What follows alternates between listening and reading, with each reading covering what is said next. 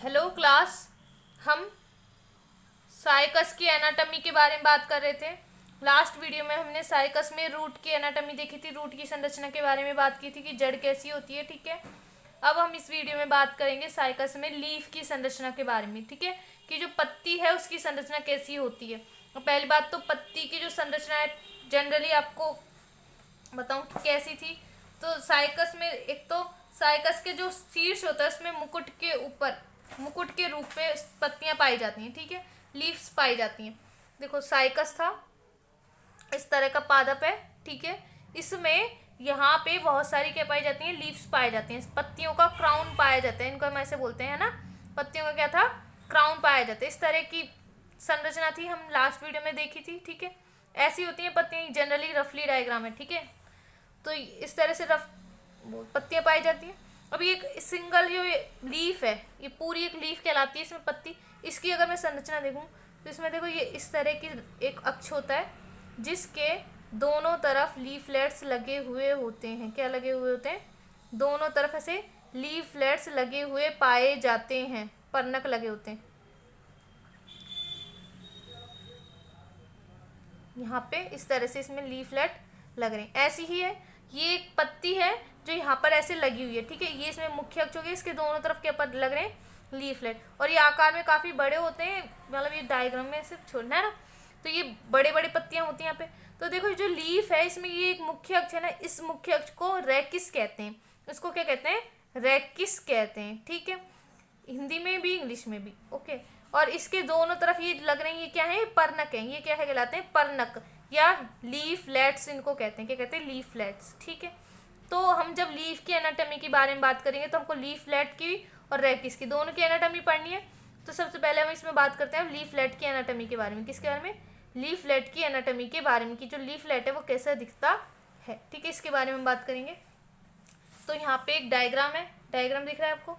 इस तरह की पर्णक की आंतरिक संरचना होती है। ठीक है, क्या होती है, पर्णक की आंतरिक संरचना लीफलेट की।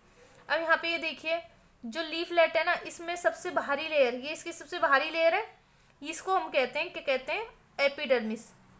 ये क्या कहलाती है, अपर एपिडर्मिस। ऊपर की साइड, नीचे वाली क्या कहलाती है, लोअर एपिडर्मिस।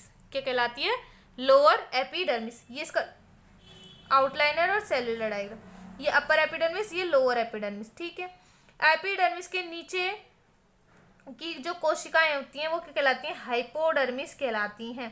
क्या कहलाती हैं, हाइपोडर्मिस कहलाती हैं। और ये सारी कोशिकाएं कैसी होती हैं, दृढ़ोतकीय प्रकार की होती हैं। कैसी होती हैं, दृढ़ोतकीय प्रकार की होती हैं। ठीक है, और एक बात यहाँ आपने नोट कि ये जो देखो अपर एपिडर्मिस, इसमें कहीं भी आपको स्टोमेटा नहीं देखने को मिल रहे हैं। दिख रहे हैं कि स्टोमेटा नहीं है पूरे डायग्राम में, जबकि जो लोअर एपिडर्मिस है इसमें रंध्र पाए जाते हैं। लोअर एपिडर्मिस में क्या पाए जाते हैं, रंध्र पाए जाते हैं।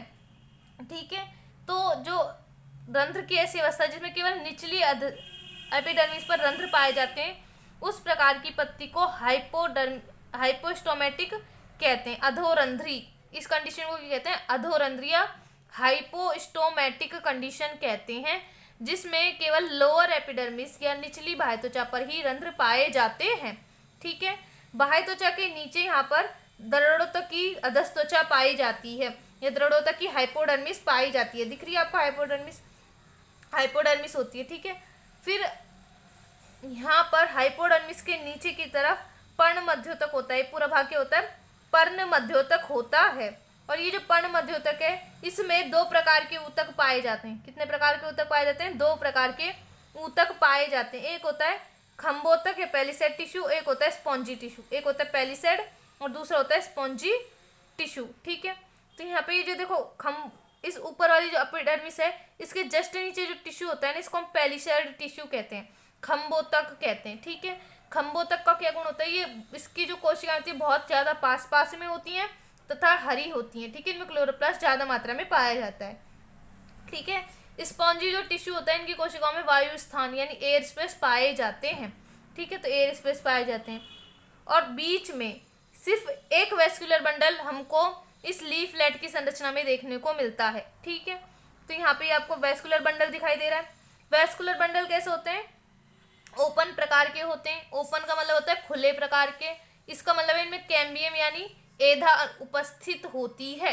तो यहाँ पे आपको वेस्कुलर बंडल में ये जो लाइन है ये क्या है, कैम्बियम को दर्शाती है। किसको, कैम्बियम को। जैसे कि अगर वेस्कुलर बंडल सेलुलर में बात करूँ तो ये है कैम्बियम, क्या है, कैम्बियम है, ठीक है। कैम्बियम के नीचे की तरफ यानी लोअर एपिडर्मिस के पास की तरफ इधर की जो कोशिकाएं होती हैं वो फ्लोएम को दर्शाती हैं। वो सब क्या होती हैं, फ्लोएम की तरह काम करती हैं। ये सब फ्लोएम है, ठीक है। तो ये किसका काम कर रही है, फ्लोएम का काम कर रही है।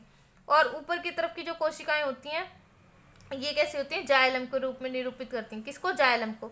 साइकस में दो प्रकार का जाइलम पाया जाता है, एक होता है सेंट्रीपिटल जाइलम, एक होता है सेंट्रीफ्यूगल जाइलम, ठीक है। कौन कौन सा, सेंट्रीपिटल और सेंट्रीफ्यूगल।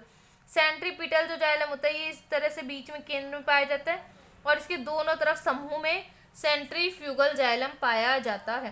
क्या पाया जाता है, सेंट्रीफ्यूगल जाइलम पाया जाता है, ठीक है। तो ये है सेंट्रीपिटल और सेंट्रीफ्यूगल जाइलम, ओके। तो इसलिए इसको हम कहते हैं जो जाइलम होता है वो द्विरूपी होता है। कैसे होता है, द्विरूपी, यानी दो रूपों में पाया जाता है। तो इस तरह की ये है पर्णक की आंतरिक संरचना। और एक और बात, यहाँ पे ये देखो जो पर्णक है, अब ये मैंने अभी बताया आपको बहुत बड़े बड़े होते हैं ना, ये जो पर्णक के कैसे होते हैं, बड़े बड़े होते हैं। अब इनमें केवल एक ही वेस्कुलर बंडल पाया जाता है, मतलब मिडरिब में ही वेन्स पाई जाती हैं। तो साइड में जो ऊतक हैं इनमें पानी का और खाद्य पदार्थों को संचरण करने के लिए, देखो यहाँ पे इसमें जैसे ये लीफलेट है ना, इसको अगर मैं एक को ऐसे बनाऊं तो ऐसी बड़ी सी होती है ना, बहुत बड़ी सी। इसमें एक बीच में मिडवेन पाई जाती है जिसमें वेस्कुलर बंडल हमको दिख रहा है बीच में, ठीक है, सॉरी वेस्कुलर बंडल दिख रहा है। यहाँ पे ये बड़ी सी क्या है, लीफलेट है। अगर ये बड़ी सी लीफलेट, ओके, ये लीफलेट है एक। यहाँ पे इसमें इस तरह से एक बड़े सी क्या पाई जाती है, मिडवेन या मध्य शिरा पाई जाती है, ओके। इस मध्य शिरा यानी एक वेस्कुलर बंडल है। अब यहाँ पे जो कोशिकाएं इनको कौन देगा, पानी, न्यूट्रिशन, है ना। इनको जाइलम जाइलम फ्लोएम तो यहाँ पे है नहीं, यहाँ पे बीच में ही है। और ना इसमें कोई साइड में सिराएं पाई जाती हैं, इसमें कोई भी साइड में सिराएं नहीं मिलती। तो यहाँ पे क्या पाया जाता है, साइकस में या जिम्नोस्पर्म की पत्तियों में पाया जाता है। यहाँ पे कुछ ऊतक बन जाते हैं जो आसपास की जो कोशिकाएं यहाँ से ऐसे निकलते हैं और इनको क्या करते हैं, पोषण देने का काम करते हैं। साइड में वेन्स जो होती हैं वो जनरली इसमें नहीं होती। कुछ ऊतक होते हैं जिन ऊतक का नाम होता है ट्रांसफ्यूजन टिश्यू। ये ऊतक क्या कहलाते हैं, ट्रांसफ्यूजन टिश्यू। और ये आसपास की कोशिकाओं में, यहाँ पे इस जो संवहन मंडल है ना, इनके इधर आसपास की जो कोशिकाएं होती हैं इनमें बाकी जगह में खाद्य पदार्थों का और पानी के संवहन का काम करते हैं। यानी यहाँ पे अगर वेस्कुलर बंडल है तो इसके आसपास इधर की सेल्स में जो ट्रांसफ्यूजन टिश्यू होता है, ठीक है, संचरण ऊतक बोलते हैं इसको हिंदी में। ट्रांसफ्यूजन टिश्यू होता है, क्या करता है, खाद्य पदार्थ और पानी के संवहन का काम करता है, ठीक है। तो यहाँ पे इसमें ट्रांसफ्यूजन टिश्यू पाया जाता है, ठीक है, जो कहाँ तक जाता है, एंड तक जाता है, ओके। ये है साइकस में लीफलेट यानी पर्णक की आंतरिक संरचना। आई होप आपको ये समझ में आ गई होगी।